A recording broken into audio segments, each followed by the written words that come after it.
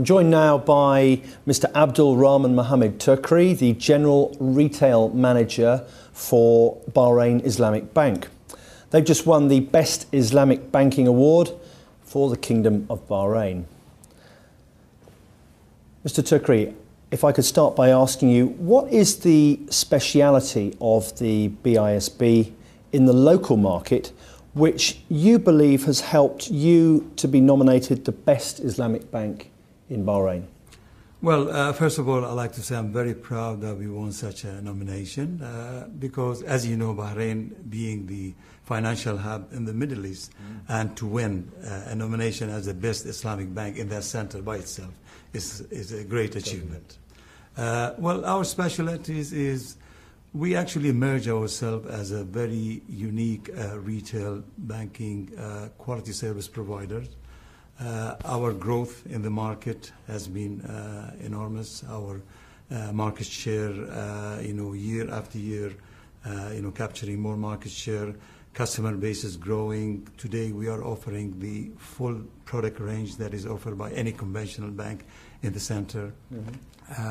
We have also introduced the 4 financial malls in the last 18 months. We started opening them gradually, but started about 18 months ago. These financial malls are very unique. They are one-stop shop buildings that is very, very, that been selected very carefully to be positioned as different geographical location in the island, the Kingdom of Bahrain, and where it provides convenience for the customers, parking space, long working hours. We are open 6 times a week, and we offer from 8 to 6 o'clock opening hours. We offer all kind of product range from normal, consumer banking all the way to SME, corporate banking, commercial banking, high net worth banking. In addition to that, we also offer some other services like takaful insurance. For example, if a customer comes under one-stop shop, you have to provide everything to him then and there, and so he is happy going and satisfied. And as you know, there's a great very strong relationship between the quality service that you provide and customer satisfaction. If you keep the customer satisfied, he'll always come to you. Now, I think our specialty in that field that we understand what the customer need is, and we fully fulfill that requirements. Now, I believe that the BISB was the first Islamic bank to be opened in Bahrain and the 4th in the GCC, and that the bank has been operational since around 1979. Do you think it's time for BISB to expand outside the country, perhaps to the UK, Europe, or even any other country? Well, I think to some extent, yes, we are ready for many reasons. First of all, as you mentioned yourself, we've been in operation for the last 35 years or so. We have the expertise. Today, we offer the full full product range that matches all conventional product range that offered by our conventional counterparts. We have the know-how. I think, in another word, we have the platform, which is make us ready to move anywhere that we find it to be feasible to operate there. Yes, we are ready to go. Now, going back to a question, James, about whether it's feasible to come to UK.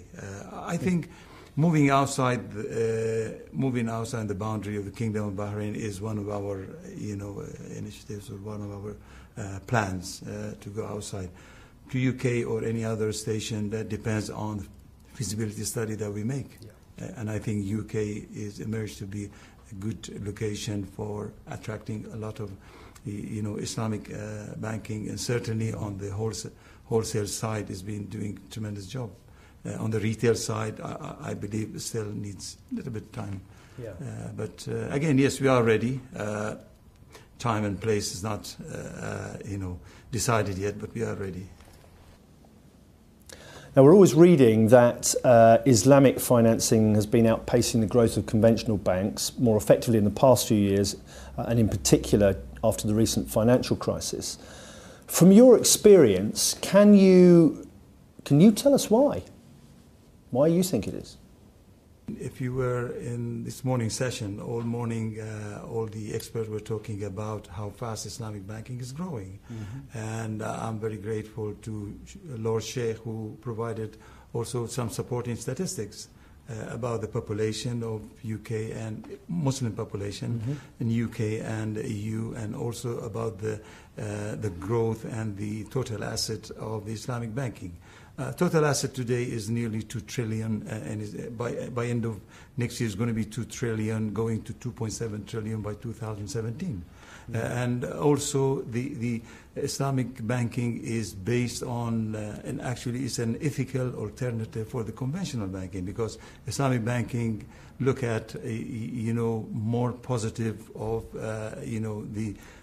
the enhancement of human in terms of having some commitments toward the society, towards the environment.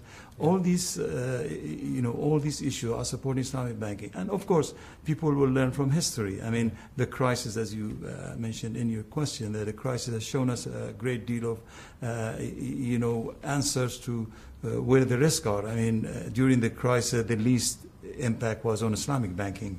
And therefore, you as an investor today, would you look at a high-risk, product, or you look at a low-risk, more transparent and asset-backed, product? So basically, all these ingredients, the positive, ingredients about the Islamic products, will tend to, put the investor look at it more than the conventional bank. Now, having said that, of course, there should be a lot of awareness about Islamic banking, because it's been only 4 decades since, Islamic banking, modern Islamic banking was introduced in 1975 actually.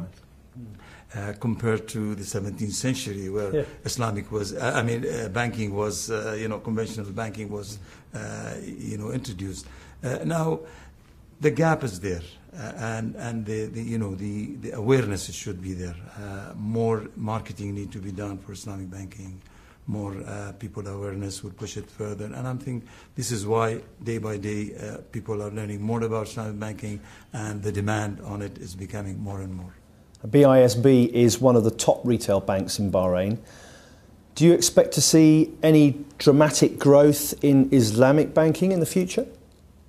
Well, looking at our records, in the past 7 years, we've been outperforming the market index. The retail banking has been growing tremendously. Obviously, people income, as long as the people income become more, the retail banking become more prosperous and grow further.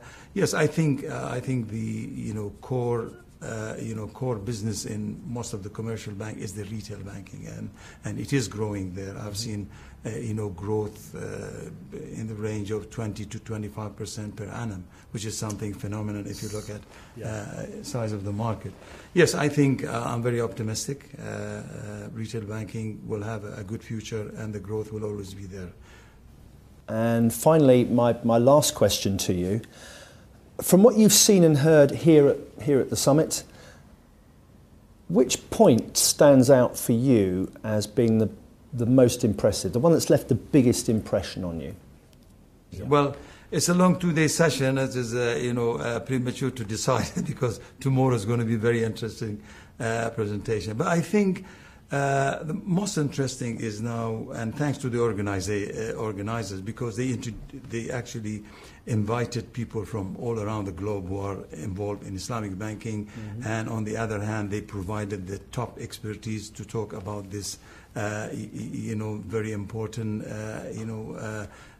important Islamic model that might be new to some, but might be not very clear to some. I think the chairman of today's session, Mr. Khan, Bilal Khan, I think he was very, very comprehensive in following up on each presentation. I think the most thing about it was that showing you how Europe in particular is promoting Islamic banking to be introduced from Europe, and to find UK in particular to be the gateway for Islamic financing to Europe through London. I mean, this is something, of course, London has all the, supporting tools. I think the government have done a tremendous job in closing the gaps between, in terms of accounting standards between Islamic banking and conventional banking, taxation issues, other issues. They all has been, looked at very carefully in the last, since 1990s. And I think London were the pioneer in, tackling these issues. So basically, to be the hub for financial, for the Islamic finance, I think it deserved to be there because also have all the expertise here. Well, thank you very much indeed for spending time with us. I'd like to congratulate you once more on your award. Thank you, James. And congratulations on your award. Thank you, sir.